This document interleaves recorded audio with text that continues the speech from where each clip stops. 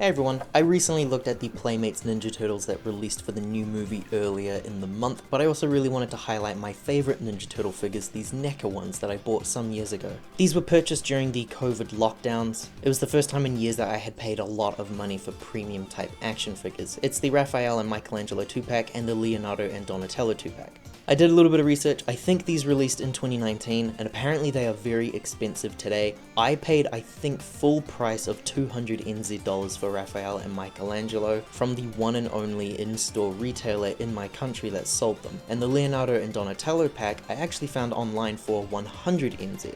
So together it became $75 per turtle, which isn't too bad. That's exactly how much NECA charge for their one figures here anyway. It still sucks that that's how much they'll charge, but at least I have the figures now. NECA have spent the last few years making many variations of the turtles, and they're still making them today. They've re-released these turtles before in different skin tones. The darker tones here match the source material, and these brighter green ones actually match the merchandising from the 80s onwards. Personally speaking, I did really want to get one of these 2-packs in a darker skin tone than just having both bright tones. I personally really love it when the turtles have different shades of green from one another. It just helps to add a bit more character to them, but at least this is a matching set. Inside the boxes are some pretty cool displays of the sewers actually, that would make a really nice little stand. We'll start with the more expensive pack first. This is Raphael and Michelangelo. I was immediately drawn to these figures due to the vibrant colours that they each use. I know I said that I would have preferred some of them to at least have been darker toned, but I do really love this colour as well. That cel shaded look really does work for me, and I love how these colours really pop. I am also an accessories kind of guy. Figures that include a lot of extras really make it easy to twist my arm. These guys come packing with plenty of different options. Both packs include a pizza box with a different print on the lid of the box. Mine though can come apart, which I thought was a feature, but it's very loose when I try to put it back on, and no one else seems to be mentioning this, so I think the glue just came apart on mine. Raphael is included with his 2 sides. They feel pretty good, but they're also a little fragile, something to be a bit cautious of. A single slice of pizza that actually has a little hole that's drilled in. It's a rubbery plastic, a really great accessory to have honestly. You can stab the scythe through the slice, which makes for a really great display piece.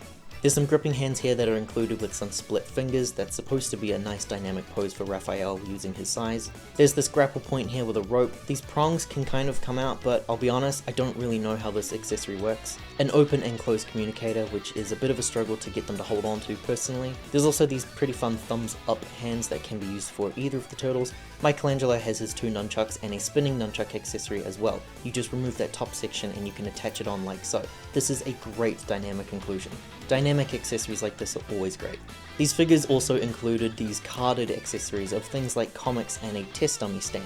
I hadn't opened these until this review. They've just been sitting in this box for the past 3 or so years. This here is a paper cutout of Rocksteady that's used for training. There's tabs at the bottom here to keep them standing up. A couple of different comic books with art prints that seem pretty cool, and there's a free pizza coupon as well. They're interesting inclusions. I just don't know how I feel about them entirely though. It's paper and card, so they're very easy to damage, unlike the nice plastic accessories. Just like my Playmates video, all of the turtles do feature the same articulation as one another.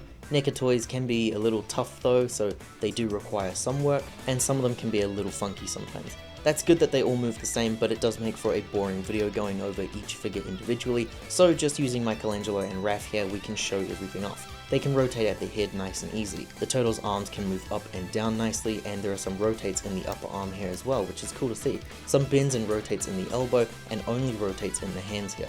The waist has its own rotates, but no bending points. The legs can stretch out further than I thought they could.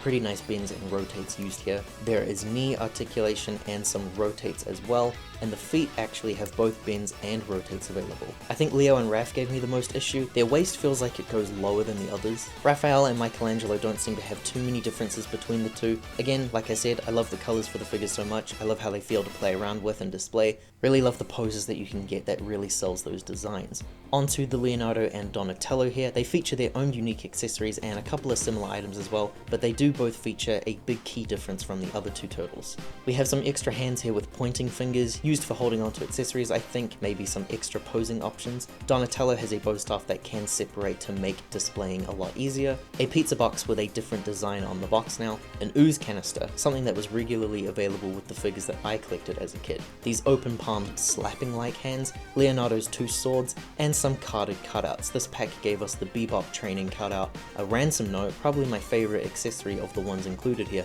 and a blueprint of the turtle blimp. So the paper carded accessories are different different from the ones that were included with Mikey and Raph, which that's cool to see.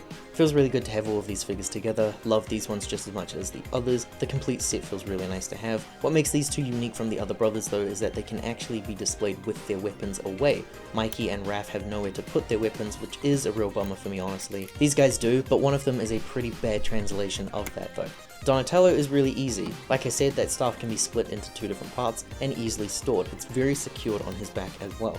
Leonardo, on the other hand, is really tough to sheath his swords. This was the absolute best that I could do. I've tried putting swords in at different angles, I tried both swords facing either direction through both gaps. This was always the best that I could personally do, and if I'm honest, I'd really hate myself if I did break these swords trying to do this. These turtles were far too expensive for that. They are some of my most precious purchases I think I've made in the recent years. The most amount of money that I have still ever spent on toys in my life. I still think about it after all these years. I do believe that they were worth it though, especially in the long run. I know this because currently I'm still trying to chase down some NECA Ninja Turtle figures, and these guys are some of the absolute hardest ones to find, so I just know that I would be kicking myself if I didn't get them. So I am glad to have them despite how much I had to pay in this country.